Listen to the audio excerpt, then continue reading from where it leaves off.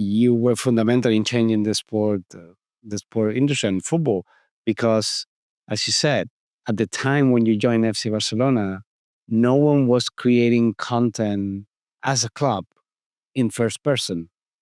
Yeah. And that was a fundamental shift from the classic way clubs were communicating as a brand to suddenly try to personalize the brand. Yeah, 100%. I mean, I'm not like, I wouldn't say like I was born a content creator, you know, because I was always like data or business, and then I kind of, because of the opportunities, like took me that way. Said, okay, I'm going to start filming myself. Okay, this works, and at 433 they accepted me doing that. And never studied communications or anything. So when Barcelona came and said, hey, we need this figure, if it's me or someone else, but we need this figure because, I mean, if you look at a football team, you have the 25, 30 players of the first team. And that's pretty much it, you know, of people who can tell a story. Okay, you have the staff, but they are usually very low key on the back in the background. So that connecting factor of having like an in-house person who tells the stories, who takes the fans with them on match days to show them behind the scenes. The warm up, the arrivals, create simple and short content.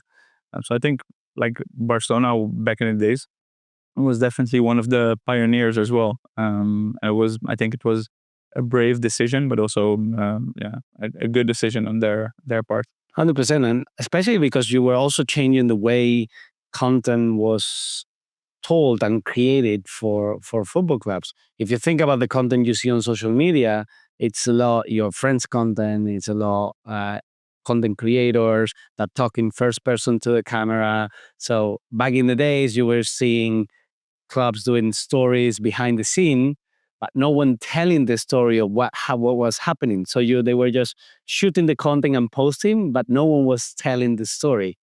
How did you take on that challenge? Because you didn't have a role model to look at or a way to follow.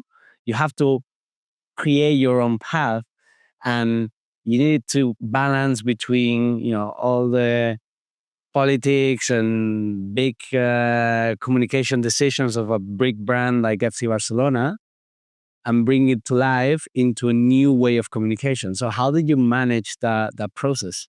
I think you mentioned one word, politics, and I think when I entered 2018, it was also, okay, we have this guy, what are we going to do with this guy, right? So I'm going to take him and put him straight into the training facilities. And there was also some of the communications officers who were not sure what to do with me, you know, like, okay, should we present him to the players? So they started to present me to a few players, like, hey, this guy, if you see someone, you know, with the phone but on the sidelines, just so you know, this is one of our own. We brought him in. He's going to create content. We're going to be seeing him. And the younger guys could relate. The older guys were like, okay, this is strange for us, you know, because they were used to the typical photographer and one camera, and that's it. Like the rest is out of bounds. So I think definitely in the first year and a half, it was difficult, you know, for people to get used to it. Also got told off many times for something that I thought was a good idea, and I filmed. They were like, no, we're at this football club, you cannot be doing this, you cannot be filming here, or you cannot be saying this. But it was also, okay, it was a battle. I was telling them, okay, you're used to communicating this way, but actually, like 90% of our fan base or digital fan base wants to get their content this way, or, you know, want to be talked to this way in this language and not in the formal, super, you know, like traditional language. So it was a constant back and forth. Okay, we have to change some stuff. And I was just, you know, like one little pin in that process. But it's also like, okay, it took a lot of convincing, and we had, not to be like, you know, young versus old, but it does take some time to convince people, okay, you're doing the right thing. So as I said, you were a pioneer in the sport industry, and you went from data analyst to content creator to create the home of creators with Double Tap. Yes. How has been that entrepreneurial journey so far? It's been good. It's been fun. I started Double Tap when COVID hit. You were at home still working for FC Barcelona, but kind of like, okay, I have a lot of free time now and a lot of time also to think. And I was like, okay, I'm here making my, let's say, humble salary, but that doesn't matter at that point because the doors that it opened for you, it's huge. So, okay, what can I do with my skills that, like resonates with the rest of the world? And as you mentioned as well, I was growing as well as a content creator and gaining my own audience. And Double Tap actually is born out of kind of, I would say, from egoistical ways. As I was kind of growing as a content creator, I was looking around me and I was seeing other content creators who were working with Gatorade, with PlayStation, with Adidas, and then they were receiving products and then this and then that. And I wasn't ever involved in anything. So I thought, okay, who can represent me? So I started writing some agencies and no one was interested. Like a football content creator, like we represent YouTubers, actresses, actors, models, singers, like content creator. You had in Spain, you had a few that worked with the big YouTubers, the biggest, like Greg, Mario, DJ Mario. And obviously, like I wasn't in the same category because I'm also not a streamer. So I was like, okay, I need something I need something for the simple content creator, like 50K, 100K, micro influencers to do some campaigns, maybe some seeding. So we started Double Tap.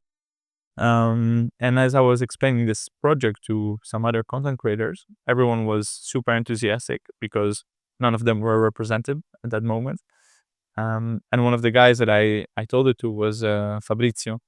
And it kind of coincided with, said, oh, that's funny you mentioned because I was just looking for an agency. Let's speak. So we started developing this idea. And I was very, in the beginning, you have to listen a lot. Like, okay, what does a person need? So, okay, commercial assistance. But in the case of Fabrizio, okay, we don't have a YouTube channel. We don't have a TikTok channel. We don't have Twitch, but we have big plans. So we kind of started off with that, supporting him as like our first big client. We onboarded also some 10 other talents on a non-exclusive basis because you have to gain their trust.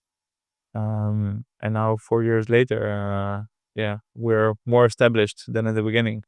Yeah, and how was that process of transitioning from pure content creator? Well, you were at FC Barcelona, you have a very clear direction, and you wake up every morning and you know what you have to do. I have to go to the training session, do my content, post it, follow the content plan and the strategy that is more or less set up with the team and everything. And suddenly you find yourself alone. You need to start creating the strategy for other content creators, and especially you need to, because at the end of the day, it's all about business and how you commercialize that big audience that you are creating. How was that process of in your mind, personal process of going from, okay, I know what I have to do every day, to suddenly needed to look for commercial deals for other content creators? It's super hard. I'm not gonna lie. It was super hard because you have your routine. You're pretty comfortable as well, and then when setting up the agency, like from the moment I had the idea to actually setting it up, 1.5 year passed. So I think even if we would have done it like maybe 1.5 year before, um, you have this kind of head start, but it wasn't because, okay, we have all these ideas, but how are we going to execute them? I want a website like this. I need a sales system like this. You need to start pitching. You have no idea about anything, basically, like how to successfully approach a client. What do you tell them? My first email when someone replied to me was like, okay, but how much is this going to cost? This a TikTok and a reel. I'm like, it's a good question. How much is it going to cost? And then you start Googling it.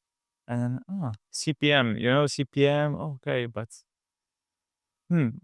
how much do I charge for the CPM? What is my CPM?